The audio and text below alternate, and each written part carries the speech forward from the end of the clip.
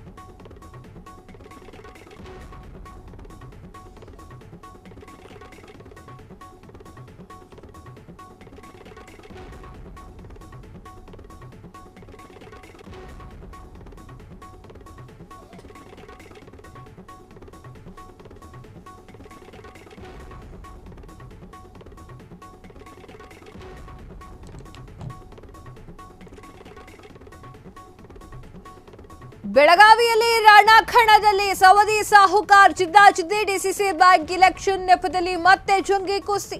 ಲಕ್ಷ್ಮಣ್ ಸವದಿ ಒಬ್ಬ ಮೋಸಗಾರ ಎಂದಿರುವಂತಹ ರಮೇಶ್ ಜಾರಕಿಹೊಳಿ ಒಬ್ಬ ಅವರಿಗೆ ಸಾಫ್ಟ್ ಆಗಿಯೇ ತಿರುಗೇಟನ್ನು ನೀಡಿದಂತಹ ಲಕ್ಷ್ಮಣ್ ಸವದಿ.